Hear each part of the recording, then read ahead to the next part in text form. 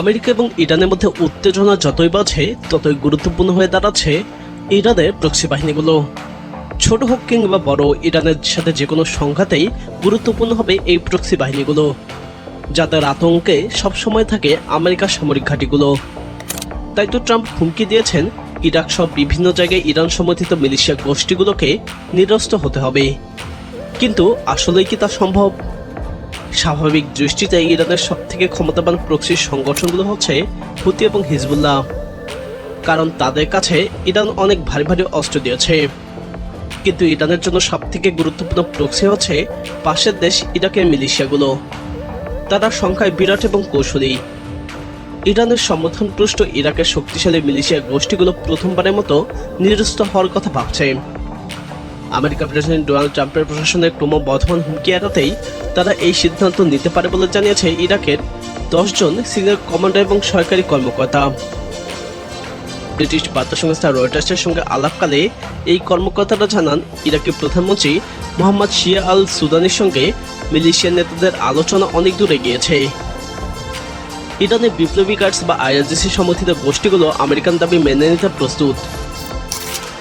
Trump প্রশাসন গত কয়েক মাস ধরে ইরাকি সরকারকে বারবার সতর্ক করেছে যে ইরাকের ভূমিতে সক্রিয় মিলিশিয়া গোষ্ঠীগুলো ভেঙে না দিলে আমেরিকা বিমান হামলা চালাতে পারে।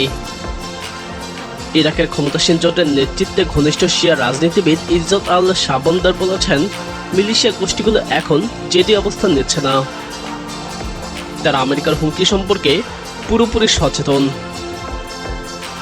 কাতায়েব হিজবুল্লাহ আল নুজাবা, কাতায়েব সাইয়েদ আল সুহাদা এবং আনসারুল্লাহ আল আউফিয়া, এই 4 বড় মিলিশিয়া গোষ্ঠীর 6 কমান্ডার রয়টার্সকে বলেন তারা আমেরিকা এবং ইসরায়েলের সঙ্গে সম্ভাব্য ধ্বংসাত্মক সংঘর্ষ এড়াতে চান।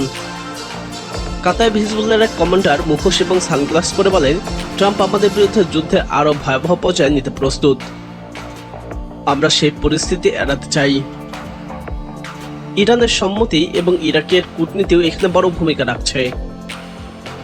মিলিশিয়া কমান্ডাররা জানান, তাদের প্রাথমিক ইরানের বিপ্লবী গার্ডস আমেরিকার সঙ্গে সংঘর্ষ এড়াতে যে কোনো সিদ্ধান্ত নিতে সম্মতি দিয়েছে। ইরাকের প্রধানমন্ত্রী পররাষ্ট্র বিষয়ক উপদেষ্টা ফারহাদ আলাউদ্দিন বলেন, সরকার ইরাকের সব অস্ত্র রাষ্ট্রীয় নিয়ন্ত্রণে আনার জন্য জাতীয় পর্যায়ে সংলাপ চালাচ্ছে। ইরাকের 2 নিরাপত্তা কর্মকর্তা জানান, প্রধানমন্ত্রী সুদানি ইরাকের ইসলামিক রেজিস্ট্যান্স নামে মিলিশিয়া জোটের সব গোষ্ঠীকে নিরস্ত্র করতে চাপ দিচ্ছে। এই জোটে প্রায় 50,000 যোদ্ধা রয়েছে এবং তাদের অস্ত্র ভাণ্ডারে দূরপাল্লার ক্ষেপণাস্ত্র এবং বিমান বিরোধী অস্ত্র রয়েছে। মিলিশিয়াদের সরে যাওয়া এবং নিরাপত্তা বাড়ানো হয়েছে। গত জানুয়ারির মাঝামাঝি থেকে বেশ কিছু মিলিশিয়া গোষ্ঠী তাদের সদর দপ্তর খালি করছে এবং মসুল আর আনবারের মতো বড় শহরে তাদের উপস্থিতি বাড়িয়েছে।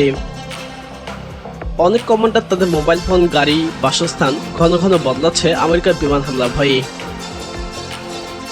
আমেরিকা পররাষ্ট্র দপ্তর বলছে, তারা ইরাকি সরকারের মিলিশিয়া গোষ্ঠীগুলোর উপর নিয়ন্ত্রণ রাখতে বলেছে।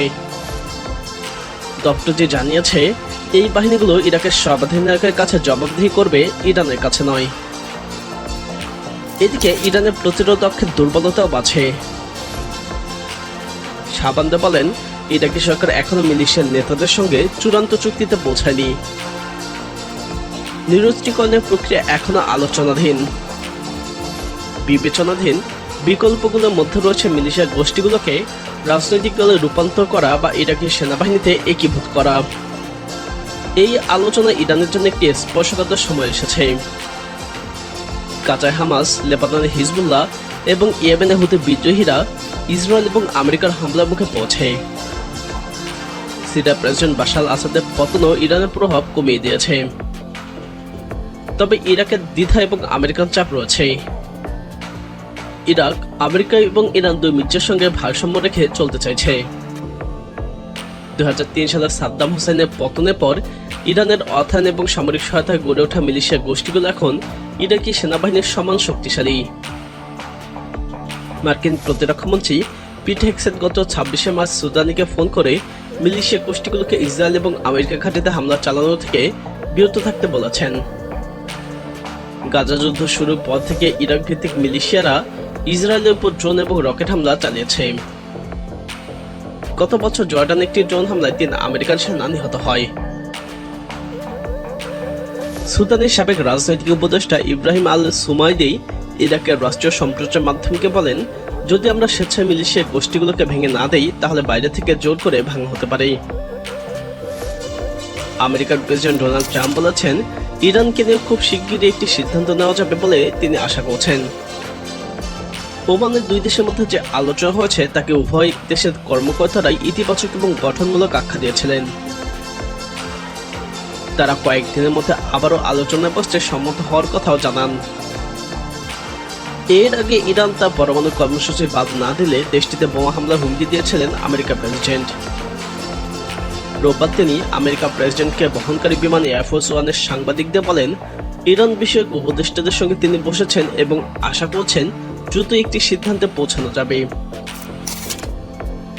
বিষয়টি সম্পর্কে অবগত দুটি সূত্রে বরাত দিয়ে মার্কিন নিউজ ওয়েবসাইট এক্সিওস জানিয়েছে, ইরানের পরমাণু কর্মসূচি নিয়ে ইরান এবং আমেরিকার মধ্যে দ্বিতীয় দফায় আলোচনা আগামী শনিবার ইতালির রোমে হতে যাচ্ছে।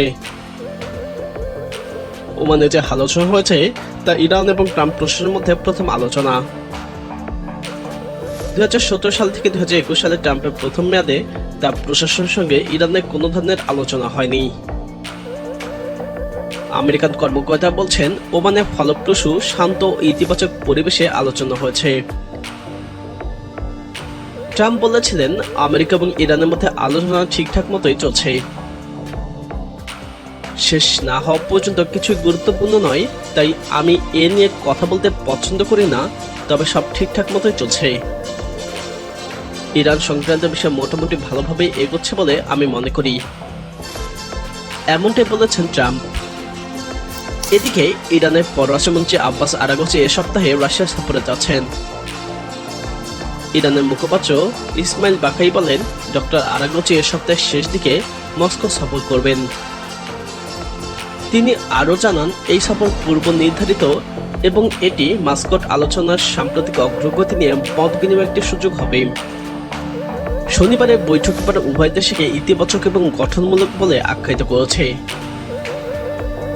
এদিকে আমেরিকা ইরাকি প্রক্সি বাহিনীগুলোকে নিরস্ত্রীকরণের কথা বললেও ইরান খুব দ্রুতই তাদের হাতে আরও ভারী ভারী অস্ত্র দিচ্ছে। ইয়েমেনের হুতিরা যে ধরনের ভারী মিসাইল ব্যবহার করে, ইরাকি যোদ্ধাদের হাতেও ইরান সে ধরনের অস্ত্রই তুলে দিচ্ছে। প্রিয় দর্শক, মধ্যপ্রাচ্যের পরিস্থিতি কোন দিকে যাচ্ছে বলে আপনি মনে করেন? আপনার মতামত কমেন্টে জানান।